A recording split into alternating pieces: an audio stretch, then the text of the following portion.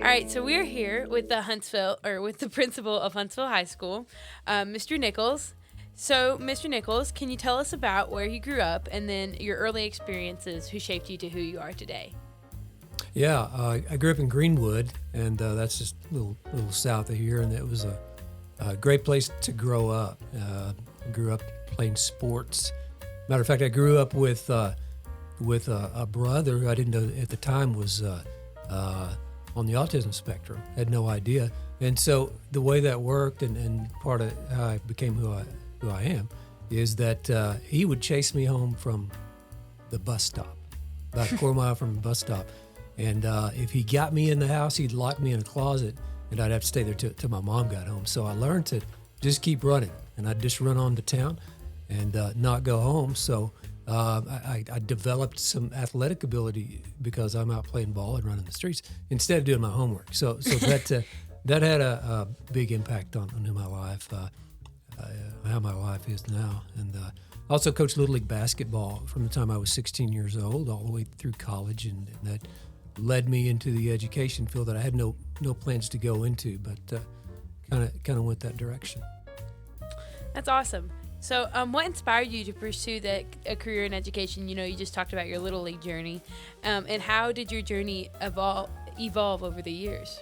Oh, well, just a guy by the name of Pete Butler, when I was in high school, asked me to coach this Little League team, and so hey, I'll do that. That's fun. I'm on the high school basketball team, and as I went through college, I didn't really major in education until later in college, and that was elementary education, which I did graduate with elementary education. My first job out was at a small Christian school in Little Rock, and they just happened to say, hey, we've got this girls' basketball team. Would you be interested in coaching? And I said, well, you bet. So 10 years later, I was still coaching basketball and teaching math and social studies. So it just kind of evolved for me. I started out more as a coach, and I struggled with math in high school. What I would do is I would get my allowance. My mom would hire this friend of mine to tutor me. He'd come over to tutor me. My mom would pay him to tutor me. I'd give him my allowance to play basketball with me, and the rest is history. So not a very good math student, but as a result of struggling with math, I learned to get better at it. I learned how other students struggle. And that's what kind of led me in the direction to teach math, to help other people. Yeah, so, you didn't know much about math, and then you were a math teacher? Yeah. So, reflecting on your time in education, what has been the most rewarding aspect of your career so far? Well, I would say there are two parts to that. One part of that, obviously, is I've been in this business long enough that I get to see my former students and former players go on to be successful in different areas of life, see what they become, see them become adults. And it's amazing how much people change from the time you're in high school to the time you're in your 30s and married with kids. And that's an awesome experience to see that, and to have kids come back and say, I remember so-and-so, I remember doing this, or thank you for this. Then the other thing is seeing people, teachers, other educators I work with go on and be successful in the teaching field and on into administration. So, and it's about relationships. A lot of relationships developed over the years. So some of my closest friends are the ones I worked with in education. Yeah. So we talked about before a little bit about how you grew up, but were there any particular teachers or mentors who had a significant impact on your decision to become an educator? And if so, how did they influence you? Yeah, I remember a guy by the name of Conley Hall. Conley Hall was the speech and drama teacher at Greenwood, and when you go through school, it's important to have somebody who believes in you. And I struggled with self-belief. I didn't have a lot of confidence in myself. But Conley Hall, I just took a random drama class because it looked easy. After all, why not take the easy class? So, but I got into speech and drama, and he encouraged me to the point to where the partner I worked with, we made the semifinals in state in improv duet, and I also was a state champion in prose interpretation. So I got to be a state champion as a result of Conley Hall working with me, and I just remember those days very fondly. Yeah. So as the principal of Huntsville High School, What are your main goals for the school and its students, and how do you plan to achieve them? Main goals, really, I want us to be an excellent school. I want us to stand out. I want people to know that Huntsville is top notch, that our programs are done well, and that our students are the best students around. And what I've discovered since I've been here is that we have really good students. We don't have a lot of bad stuff going on here. You go to some of the big schools and there's terrible things going on there. That's not Huntsville. We have good people who care about this community, and really just the overall goal is that we're excellent in everything we do, and that we promote ourselves as such not just in this community, but through Northwest Arkansas and the state. We want to be known as the school that does things the right way, has successful programs. I want us to be successful in everything, and that takes a commitment from everybody. And we're going to be working on having students. We're going to work on 6 pillars, and I won't quote you all 6 pillars right now. I can tell you one of them is excellence, obviously. I'll give you the G. The G is for grit. I want our students to have grit. And if you don't know what grit is, I encourage you to look that up and find out. It's something we need. Dedication to working hard and getting our hands dirty, so to speak. So we're going to continue to develop character in students. We're going to continue to develop better teaching skills with our teachers, give them an opportunity to succeed. And hopefully we will be one of the top academic schools, top athletic schools, top choir and band programs, everything. We want to be top notch. Yeah, absolutely. I love, that you talk about grit, because at County Fair there's a grit award given to kid each year. All right. Yeah, so it's something that I've learned. So we just talked about what your goals are, but what has been your biggest challenge for you this year? And then how have you overcome it?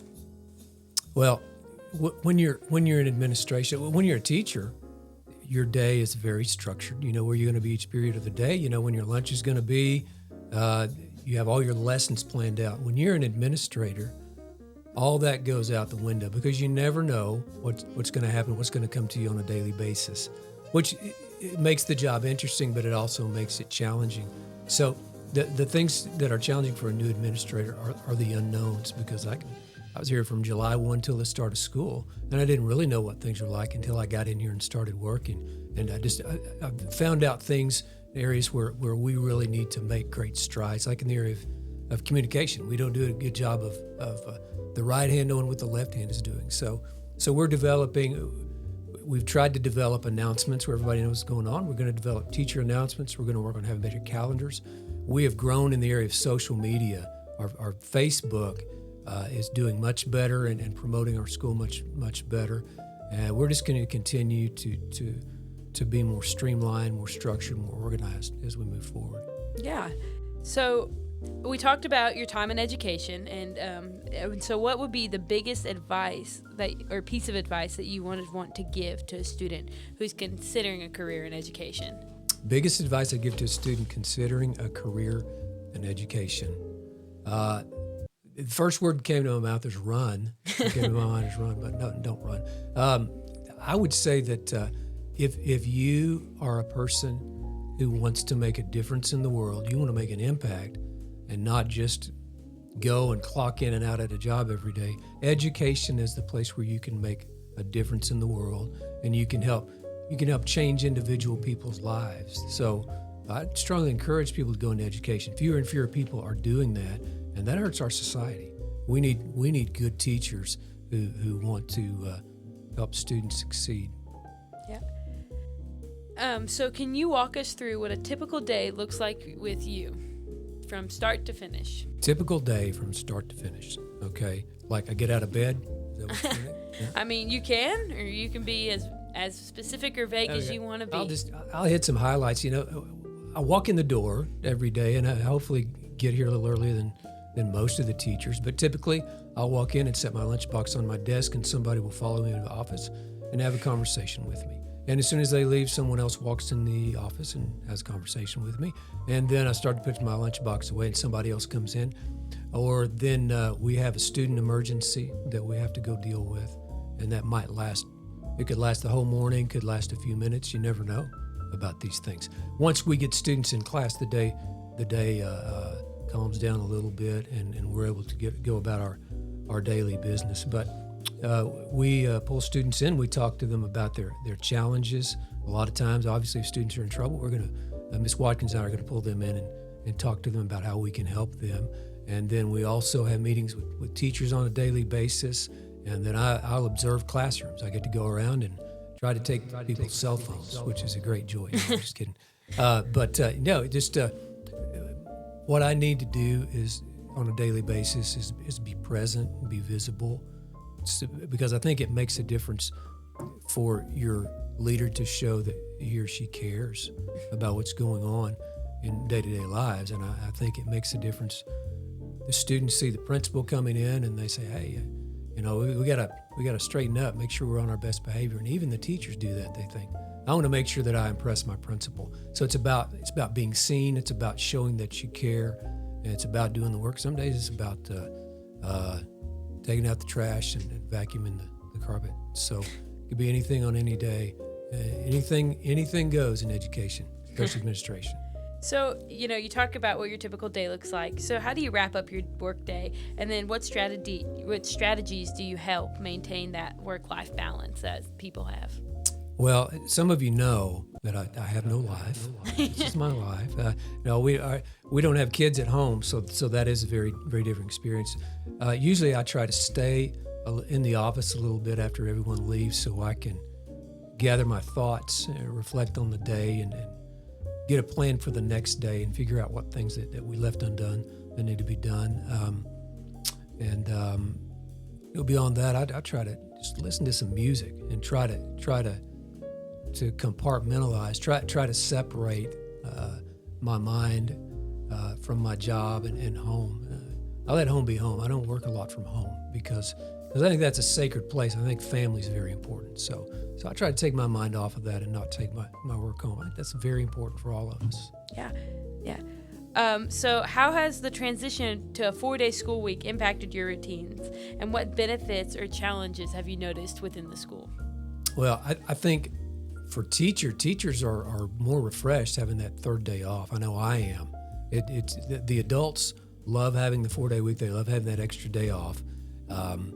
We have to stay a little later, but administrators stay late anyway, so that's no problem for us. But I think it's been a great benefit to the adults.